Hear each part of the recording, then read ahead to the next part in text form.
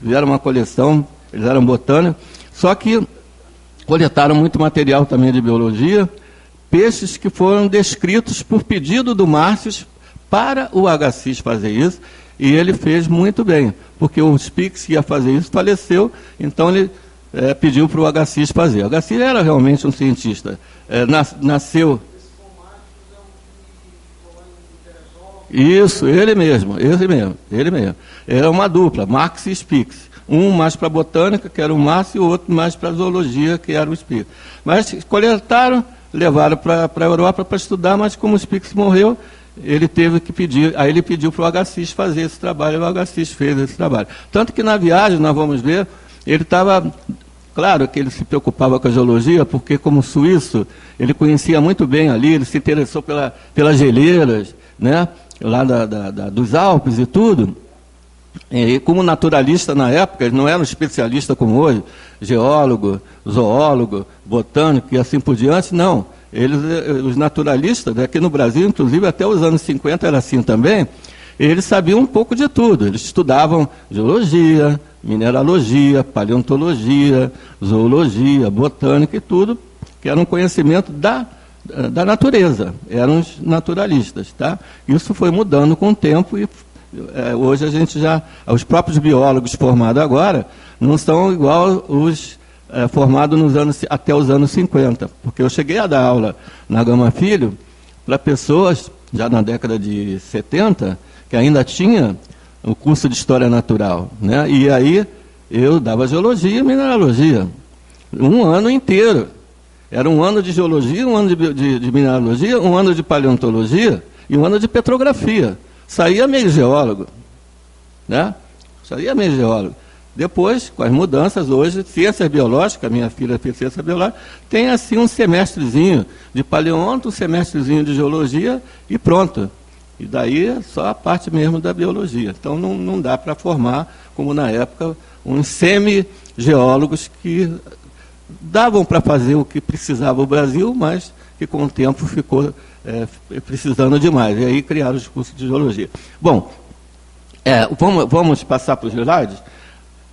Se você quiser ficar aqui, eu acho que a gente pode desfazer a mesa de abertura e começar a palestra propriamente dita. Vamos dar uma corridinha, né, por causa do tempo. Deixa eu ver que horas tem aqui. Passamos uns 14 minutos aí das 7. Eu vou ficar do lado de cá, porque nós vamos fazer a palestra em conjunto. Benedito Rodrigues e José Ribamar. Então vamos lá. Aí está o nosso personagem, uma das fotos do Agassiz, tá? E aí o livro, que a gente vai falar muito sobre ele, que é a jornada, né, a viagem ao Brasil, do Luiz Agassiz e da esposa dele, que é a Elizabeth Agassiz, tá? Os dois. Aliás, ela escreveu muito mais que ele, para a gente ver pela narrativa, que muita coisa foi mais escrita por ela do que por ele, embora as ideias fossem dele, mas ela era a redatora. Ela foi muito importante, dizem aí os biógrafos de Agassiz, foi extremamente importante na vida do Luiz Agassiz. Então, a viagem ao Brasil, isso aí eu recuperei, interessante, né? Eu consegui, por sorte, esse material, baixei como ele baixou aquele do Hart, né, pela internet, que foi uma publicação do Senado Federal, né? Algumas coisas boas eles fazem de vez em quando. Desculpe, mas estamos aí falando muito hoje dos políticos, mas não tem só a coisa não boa. Se a gente procurar direitinho, tem algumas coisas. Essa é uma delas que eu fiquei surpreso. A série de publicações com o título O Olhar dos Estrangeiros sobre o Brasil. E um deles era esse do Agassiz. Opa, é o que eu estou precisando. Por quê? Porque estava em português. O Voyage ao Brasil estava em francês. E já traduzido e publicado pelo Senado. E está disponível na internet também, com o nome Viagem ao Brasil. Quem quiser, é só ir lá, baixar, pode até imprimir se quiser, para ler melhor. Só complementando, essa biblioteca do Senado é uma das bibliotecas mais bem hoje equipadas do Brasil, que vale a pena realmente conhecer. Ok. E a gente tem que saber disso para aproveitar, tirar proveito, né? Uma biblioteca desse nível, a gente não pode... não, porque aquilo lá é de político. Não, separa uma coisa da outra. tem que separar o joio do trigo, né? Bom, então vamos adiante. Edição de 69, é original, Conselho Editorial 2000, 516 páginas, aquele seu tinha mais de 600, né? Esse aí também bem volumoso. Então vamos adiante. Aí ele agradecendo ao Nathaniel Thayer, que foi a pessoa, que foi um mecenas que ajudou muito, porque sem o dinheiro desse mecenas, o HCIS viria ao Brasil, com o apoio do imperador, mas não ia conseguir fazer tudo aquilo que ele sonhava, que ele queria fazer. A gente vai ver ele mesmo falando isso, vai. Então, isso está no livro lá, né? Eu copiei do livro e coloquei aí no PowerPoint. Prefácio da página 13, do Rio, aí. Nova York é o Rio. Depois Rio de Janeiro, seus arredores, Juiz de Fora. Estada no Rio de Janeiro, vida de fazenda. Então vamos para frente. É só passar rapidinho isso aí, do Rio de Janeiro ao Pará, do Pará a Manaus, e estado em Manaus, de Manaus a Tabatinga, vai. Aí também, a Amazônia, os vários lugares onde ele esteve, né?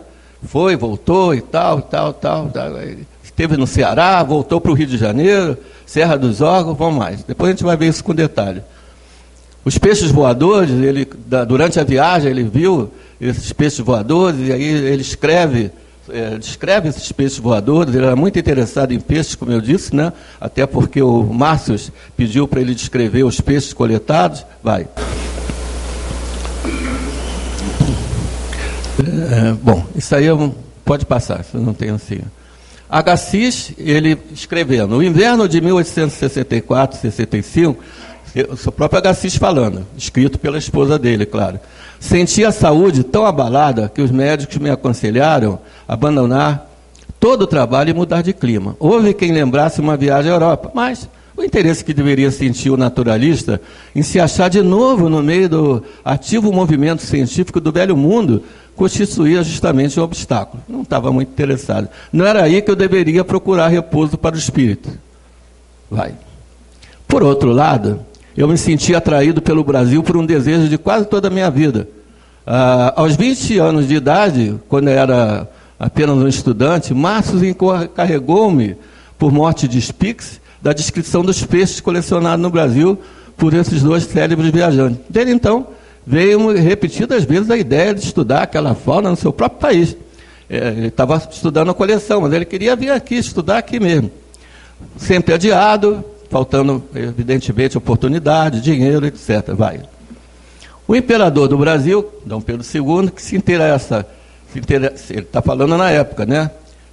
Se interessa profundamente por todos os empreendimentos científicos, isso é uma verdade. Pedro II foi um cara muito interessado em ciência, ele próprio um cientista também, havia testemunhado uma viva simpatia pela obra, aqui eu me consagrara, da fundação de grande museu zoológico dos Estados Unidos. Ele queria fundar o Museu Zoológico dos Estados Unidos e o Dom Pedro apoiou. Vai. Cooperara mesmo para isso, enviando coleções feitas por ordem sua, especialmente para tal fim. Sabia, portanto, que poderia contar com a benevolência do soberano deste vasto império em tudo que dissesse respeito ao meu estudo. Eram perspectivas bastante sedutoras, mas por isso mesmo eu recuava diante da ideia de realizar uma simples visita turista ao Brasil. Ele queria mais, ele não queria simplesmente vir ao Brasil. Que partido poderia tirar das 1001 oportunidades que se me ofereceriam? Bem pequeno, sem dúvida. Voltaria do Brasil cheio de recordações agradáveis, mas sem um único resultado científico de importância. E mais tarde ficaria sempre me lembrando de que, se não me houvesse faltado os recursos necessários, eu poderia ter trazido dessa viagem numerosas coleções que, instaladas no edifício do nosso museu, ampliado para recebê-lo, colocaria o Museu de Cambridge na altura das primeiras instituições no gênero. Pode passar. É verdade que essas viagens, elas financiadas pelos governos, pelos mecenas, tinham a intenção de vir ao Novo Mundo, não só o Brasil, toda a América do Sul, fazer coleções e levar para os museus de lá, enriquecer os museus de lá. Isso só vai mudar quando Dom Pedro II percebeu que isso não era muito bom para o Brasil, que tudo fosse para os países lá da Europa e para os Estados Unidos. Então ele começou a trazer os cientistas para ficarem aqui e fazerem coleções que ficaram no Brasil. como é o caso das coleções feitas por Hart, Banner e Derby, da Comissão Geológica do Império, que estão lá no Museu Nacional, e servem de motivo até hoje de dissertações e tese de mestrado e doutorado, né? E ele próprio, que teve como seu tutor José Bonifácio, né, considerado aí o pai da nossa geologia, da mineralogia, ele próprio, o José Bonifácio, mineralogista, formado lá em Freiberg, formado lá na Alemanha, com o pai da mineralogia, o Werner, ele, naturalmente, que incutiu muitas ideias, né? No próprio Pedro II é resultado da criação que ele teve com o José Bonifácio. Ele mesmo tinha coleção de minerais e de rochas, o próprio Pedro II, né? Além do José Bonifácio, o próprio Pedro II tinha a sua própria coleção, que está tudo lá no museu. E a coleção Werner, única no mundo, do pai da mineralogia, por conta da influência, certamente, do José Bonifácio sobre o imperador, está no Museu Nacional, porque Dom Pedro mandou comprar essa coleção, está lá no Museu Nacional até hoje. Para quem quiser ver, conhecer, basta ir na Quinta da Boa Vista, Museu Nacional da UFRJ, falar lá com os nossos geólogos, nossos colegas do Departamento de Geologia e Paleontologia, onde Derby foi fundador, e certamente eles vão mostrar essa riquíssima coleção do Werner, única no mundo. É tão importante que os alemães, quando souberam que essa coleção não estava perdida, chegaram a chorar de alegria. E alemão chorar não é uma coisa muito comum, né? A gente sabe disso. Então, eles ficaram tão felizes. Nossa, a gente pensava que tinha perdido, tá? Não, está aqui no Museu Nacional, que bom. Então, ele estava preocupado com isso. Quando ele encontrou, de repente, lá o Thayer, né? Que resolveu ser o benfeitor e financiar a viagem, vai. Isso aí o próprio benfeitor falando e tal, a gente pode passar, porque a gente já falou sobre isso. Acho que pode passar também, porque é evidente que a partir daí ele assume o compromisso. Com toda a grana colocada pelo Thayer, né, para a expedição, ele ficou com o compromisso de fazer uma coisa boa, muito bem feita. Ora, só falta um pouquinho. Ora, não somente Thayer proveu com máxima largueza todas as necessidades, e ainda vai perguntar se precisa de alguma coisa, né?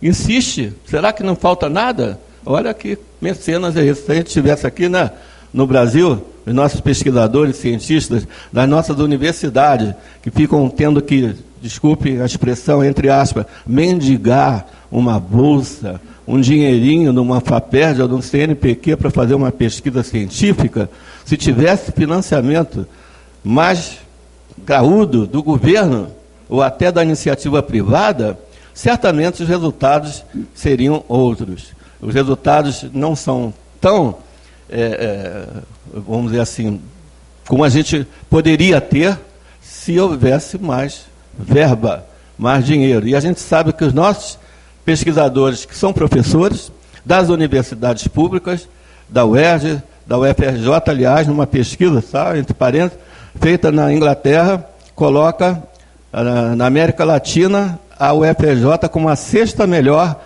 de toda a América Latina, tá bom? Orgulhem-se disso. E aí eu só gostaria de comentar a grande diferença da nossa elite econômica brasileira para ir para a elite da época nos Estados Unidos, né? E a gente vê ainda hoje no Brasil a nossa elite econômica não se preocupar com pesquisa, não investir nos museus, não facilitar os trabalhos. Então é realmente dureza fazer pesquisa no Brasil com a visão retrógrada que a gente tem até hoje, infelizmente. Perfeito. Bom, quem foram os auxiliares? Muito importantes esses auxiliares, né? O próprio Agassiz reconhece e agradece muito. O Charles Frederick Hart, que voltando ao Brasil deu a publicidade, além de muitas obras, Geology and Physical Geography of Brazil, que foi citada aqui pelo meu amigo, é essa obra aí. E dirigiu a expedição Morgan, 70-71, trazendo da sua pátria o Orville Derby, mestre de uma geração de geólogos brasileiros, cuja atividade básica se corporificaria no Serviço Geológico, que ele vai criar o Serviço Geológico Mineralógico, fundado em 1907. O próprio Derby vai ficar até 1915 como sendo o diretor desse Serviço Geológico. E o William James, que soube levar outros rumos, filosofia, psicologia experimental, Vai. Ver-se-á no presente volume que facilidades me foram oferecidas, isso ele vai descrevendo no próprio livro, né? Que houve muita facilidade, os brasileiros receberam com muita cordialidade, ajudaram muito, e eles vão sair lá de Nova York, chegar ao Brasil, pode passar. Ele vai explicar como é que foi feito o livro. Já expliquei que a Elizabeth Query Agassiz teve uma participação muito importante, pode passar. Bom, aí o que ele vai fazer? Durante a viagem, longa viagem, né, para não perder tempo, ele começa a fazer palestras para os seus discípulos, os seus auxiliares. Eu não coloquei as outras palestras de biologia, zoologia, peixe, não sei o que, tem muita coisa no livro. É um livro de 500 e poucas páginas. Eu coloquei a parte de geologia, para a gente começar a entender qual era o pensamento do Agassiz, antes dele chegar aqui. Né, o pensamento dele, pelo que ele já tinha lido, pelo que conhecia de literatura, ele era um cara estudioso, certamente. Então vamos ver. A quarta palestra foi sobre geologia da América do Sul. 7 de abril, a palestra de hoje teve por tema a configuração física da América do Sul. Ela tratou de tudo que se poderia relacionar com os trabalhos geológicos e geográficos para os quais Agassiz espera uma assistência eficiente de seu jovem auxiliar. A gente percebe aí que quem está falando não é o Agassiz, mas é a esposa dele. Vai. A maior parte da palestra, feita com os mapas geológicos na mão, foi consagrada a explicações que seria difícil reproduzir. Ela reproduzir, né? O fim principal foi indicar o caminho a seguir para aumentar a exatidão, evidentemente, das pesquisas que viriam depois.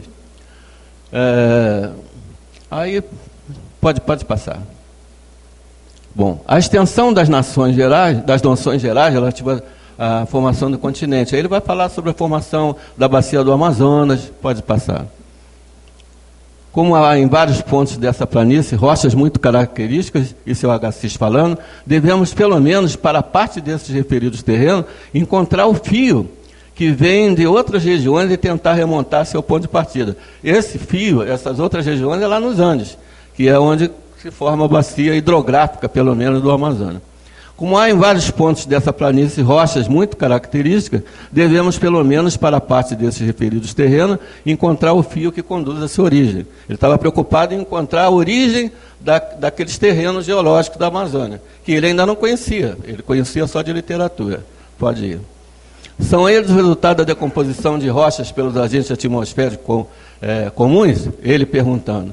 São produto de ação das águas ou de geleiras? Olha aí as geleiras já entrando. Já houve época que nos Andes massas enormes de gelo desciam mais do que hoje abaixo do limite atual das neves? Ele pergunta.